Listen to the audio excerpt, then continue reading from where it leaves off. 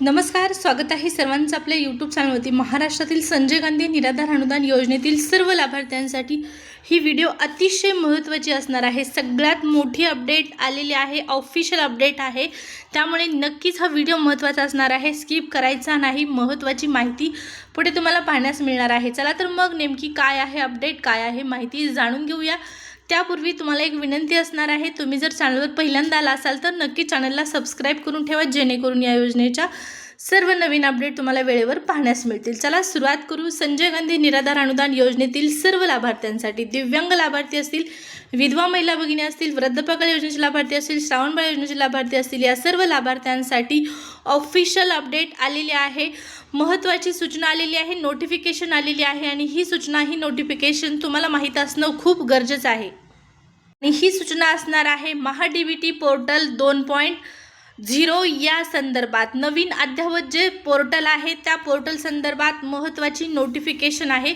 पहा, लाभार्थ्यांना माहीत असेल 15 तारखेपर्यंत महाडीबीटी पोर्टल, आपलं जे अगोदरचं पोर्टल होतं ते बंद करण्यात आलेलं होतं, त्यावरती अपडेटचं काम सुरू होतं आणि त्याच कारणामुळे हे पोर्टल बंद करण्यात आलेलं होतं आणि सांगण्यात आलेलं होतं, फायनली नोटिफिकेशन दिलेली होती। नोटिफिकेशनमध्ये स्पष्टपणे सूचना दिलेल्या होत्या की महाडीबीटी पोर्टल हे 15 जूनपर्यंत बंद असणार आहे, त्यावरती कोणतीच प्रोसेस असणार नाही, सुरू असणार नाही। त्याचबरोबर संजय गांधी निराधार अनुदान योजनेसह एकूण 72 योजना सद्यस्थितीला अनुपस्थित आहेत।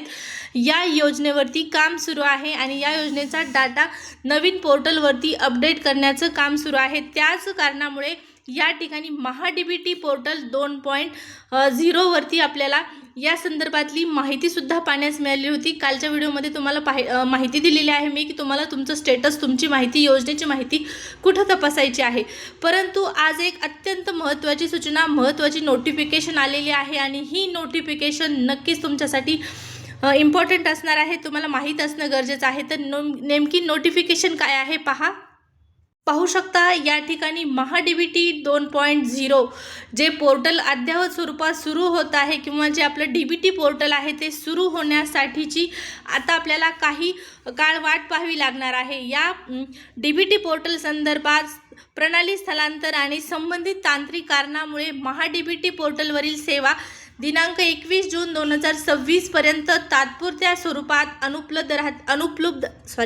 अनुपलब्ध राहतील, अशा पद्धतीची स्पष्टपणे सूचना इथं दिलेली आहे। कृपया लाभार्थ्यांनी याची नोंद घ्यायची आहे आणि खालील मुद्द्यांची विशेष तत्वाने नोंद घ्यावी ही विनंती आहे। वर नमूद केलेल्या कालावधीत खालील सेवा तात्पुरत्या स्वरूपात अनुपलब्ध राहतील। म्हणजेच काय, तर जी आपल्याला अगोदर तारीख दिलेली होती 15 जून 2026 पर्यंत पोर्टल बंद राहणार आहे, ती तारीख वाढलेली आहे आणि नवीन तारीख आहे 21 जून पर्यंत आता महाडीबीटी पोर्टल बंद असणार आहे, त्यावरती काम सुरू आहे। अपडेटचं काम पूर्ण झालं नाही, याच कारणामुळे जी तारीख होती ती तारीख वाढवण्यात आलेली आहे आणि आता 21 जूनपर्यंत तुमचा जो हप्ता आहे तो प्रलंबित असणार आहे असं म्हणायला काहीच हरकत नाही, कारण 21 जूनपर्यंत पोर्टल सुरू असणार नाही, पोर्टल बंद राहणार आहे। पोर्टलवरती कोणतंच काम किंवा कोणतीच योजना, त्या योजनेचे लाभ किंवा योजनेची माहिती तुम्हाला तिथं पाहण्यास मिळणार नाही, कारण पोर्टलच बंद असणार आहे। कोणती सेवा तुम्हाला मिळणार नाही पोर्टलच्या माध्यमातून।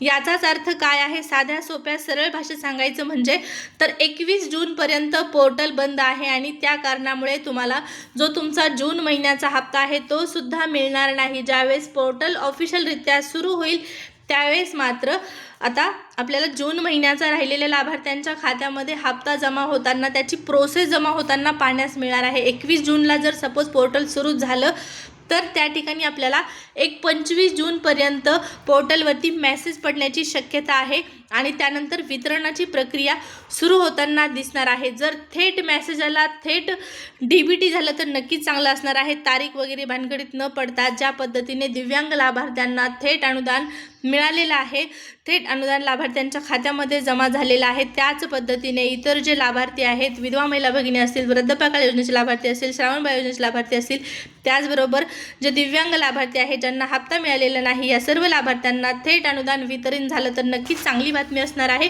परंतु या सर्व गोष्टींसाठी आता आपल्याला 21 तारखेपर्यंत वाट पाहावी लागणार आहे, हेही तितकंच महत्त्वाचं आहे। तर ही महत्त्वाची अपडेट तुमच्यापर्यंत नक्कीच पोहोचवण्याचा प्रयत्न केलेला आहे। माहिती आवडली असेल, अपडेट आवडली असेल तर नक्कीच सबस्क्राईब करायला विसरू नका, त्याचबरोबर लाईकसुद्धा करा। भेटूया पुढच्या व्हिडिओमध्ये अशाच एका माहितीसह, नवीन माहितीसह। तोपर्यंत धन्यवाद।